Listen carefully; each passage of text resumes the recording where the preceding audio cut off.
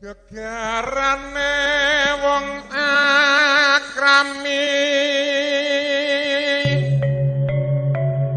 among ati pawit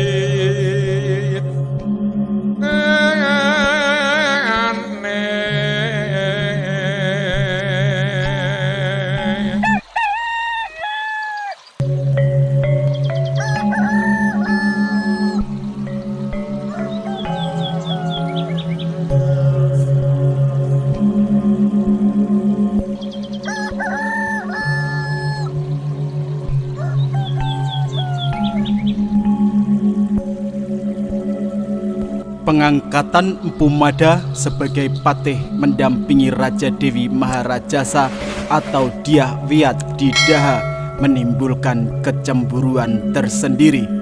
Itu karena Daha merupakan kerajaan bawahan Majapahit yang spesial dan terkemuka. Siapa yang menjadi patih di Daha, maka dia akan layaknya raja. Ini karena roda pemerintahan akan dijalankan penuh olehnya. Di Daha, raja hanyalah simbol.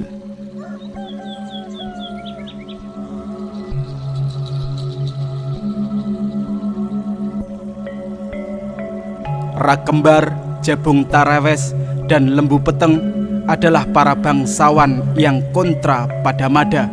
Mereka berkali-kali mencoba menjatuhkan karir Mada di depan Sang Nata Wilwatikta. Namun berkali-kali pula Dyah Wiyat membelanya.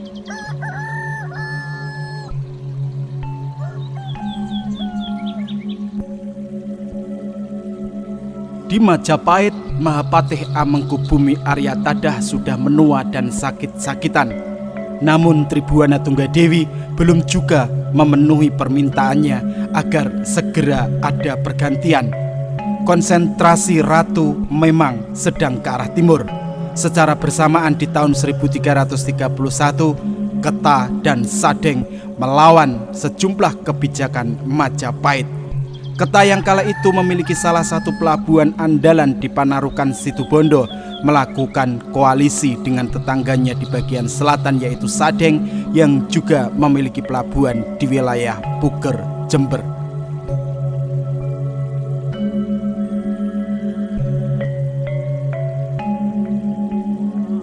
Keta maupun Sadeng memiliki sejarah dendam yang cukup panjang dengan Majapahit. Kedua wilayah ini sebenarnya adalah wilayah merdeka, hasil kesepakatan Wijaya dengan Arya Wiraraja berdasarkan perjanjian Songenep. Isi perjanjian menyatakan Jawa Timur akan dibagi dua jika Arya Wiraraja membantu Wijaya menegosiasikan pengampunan kepada Jayakatwang. Namun ternyata Arya Wiraraja membantu lebih sekedar yang diinginkan oleh Wijaya. Adipati Madura ini bahkan memerintahkan Ronggolawe anak kesayangannya bersama sejumlah agul-agul Songenep membabatkan alas terik di pinggir Kali Brantas. Bukan hanya itu, mereka juga menanaminya padi sehingga saat Wijaya datang semua padi telah menguning dan keturunan Singosari ini bisa hidup layak.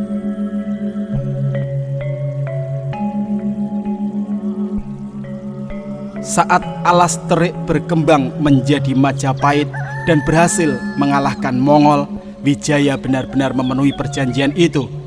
Jawa dibagi menjadi dua. Wilayah timur menjadi milik Arya Wiraraja dengan ibu kota utama Lumajang. Semua wilayah kekuasaan diberi nama Lamajang Tigangjuru dengan kota-kota besarnya yakni Madura, Panarukan, Lamajang, dan Blambangan.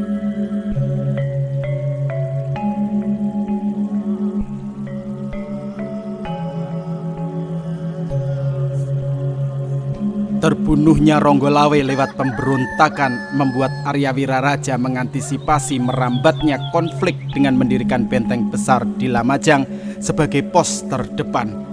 Namun jasa Arya Wiraraja bagi Majapahit membuat Wijaya tidak berani menyerang Lamajang Tigangjuru sejengkal pun. Sayangnya, seusai Wijaya dan Arya Wiraraja wafat, Jayanegara anak Wijaya melanggar perjanjian Songenep. Atas hasutan Mahapati, di tahun 1316 Jayanegara menyerang Lumajang yang saat itu dikunjungi Nambi, murid politik Arya Wiraraja. Nambi dianggap sedang menyusun kekuatan di Lumajang meski sebenarnya sekedar melakukan puja bakti di makam gurunya. Peristiwa ini membuat seluruh wilayah dalam pemerintahan Lamajang Tigang Juru menjadi marah dan menyimpan dendam meski pemerintahan di Majapahit telah berganti ke Tribuana Tunggadewi.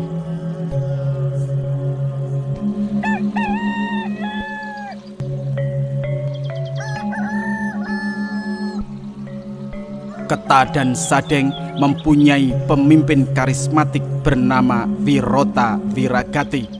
Nama ini disebutkan dalam Kidung Panji Wijayakrama sebagai salah satu kesatria pada generasi awal Majapahit bersama Lembu Sora, Mahesa Wakal, Nambi, dan lain sebagainya. Maka sangat mungkin Wirota Wiragati berasal dari Madura dan ikut membabat alas terik bersama Ronggolawe.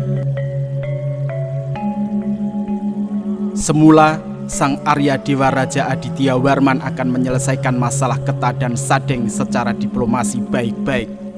Majapahit menganggap Keta dan Sadeng masih erat kaitannya dengan jasa-jasa Arya Wiraraja. Namun untuk menjaga kredibilitas Majapahit, dicarilah orang untuk bisa berhadapan langsung dengan para pemimpin Keta dan Sadeng ini. Arya Tadah kemudian menunjuk Patih Ringdaha Empu Mada menjalankan misi tersebut. Mada kemudian mengatur sejumlah jasa diplomatik bersama Aditya Warman.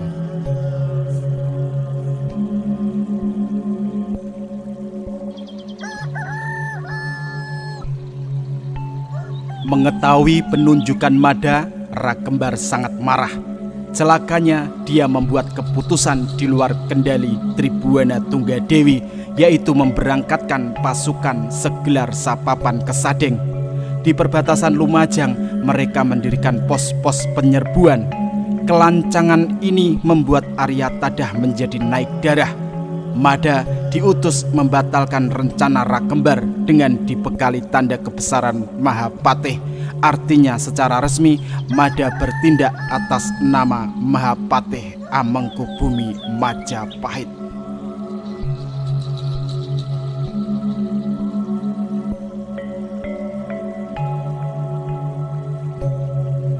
Menurut para raton, Gajah Mada menemui Rakembar bersamaan 5 perwira yang mewakili tiap-tiap kesatuan tentara. Para raton juga menggambarkan bagaimana Rakembar berhasil ditemui di hutan. Dia sedang berada di sebatang pohon roboh sambil diayun-ayun layaknya kuda. Seorang perwira memberitahu bahwa kedatangan mereka adalah untuk meminta Rakembar pulang atas nama para menteri dan terutama Patih Amengkubumi. Namun Rakembar menjawab dengan pukulan cambuk ke arah muka. Untungnya perwira itu berhasil menghindar ke balik pohon. Perdebatan keras terjadi antara Rakembar dan Mada. Bagi Rakembar, Sadeng tak bisa diberi hati atau diajak negosiasi.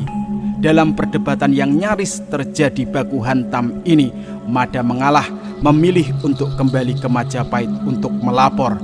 Di sisi lain, Telik Sandi Sadeng yang bersiaga di wilayah Kencong memberi kabar bahwa pasukan Sagelar Sapapan sedang dalam posisi tempur di perbatasan.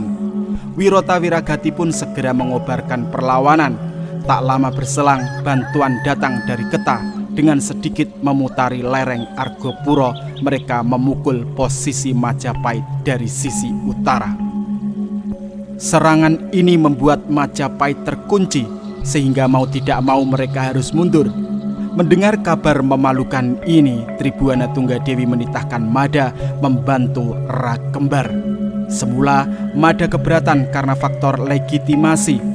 Namun Tribuana Tunggadewi justru memberi bentuk legitimasi di luar dugaan, yakni turun langsung mendampingi Gajah Mada ke medan perang sekaligus bersama Aditya Warman.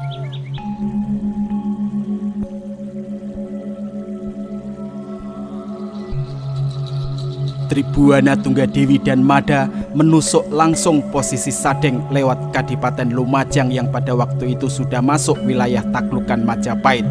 Aditya Warman sendiri dengan kekuatan penuh menggunting jalur bantuan pasukan Keta di utara, lalu memukul mundur hingga masuk wilayah Besuki, bahkan menyerang pusat keraton. Dari sini Aditya Warman melanjutkan serangan ke Sadeng melalui Kali Bedadung. Dengan demikian sisa pasukan Keta hanya bisa melarikan diri ke wilayah Sadeng karena di sisi timur adalah pegunungan Raung dan Ijen. Sekarang pejuang Keta dan Sadenglah yang terkunci oleh serangan barat maupun utara. Meski terdesak, perlawanan yang akhirnya terpusat di Sadeng ini justru makin berapi-api.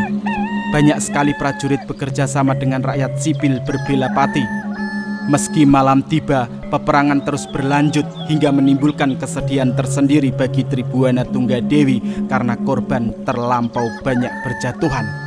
Sadeng benar-benar kalah telak setelah keraton sebagai pertahanan terakhir diserang dari berbagai arah. Perlawanan Sadeng yang keras mati-matian dan didominasi orang-orang pesisiran ini membuat Majapahit menaruh hormat tinggi-tinggi pada lawan. Kelak Majapahit banyak merebut masyarakat di wilayah Tapal Kuda pada khususnya dan Tigang Juru pada umumnya sebagai prajurit-prajurit andalan.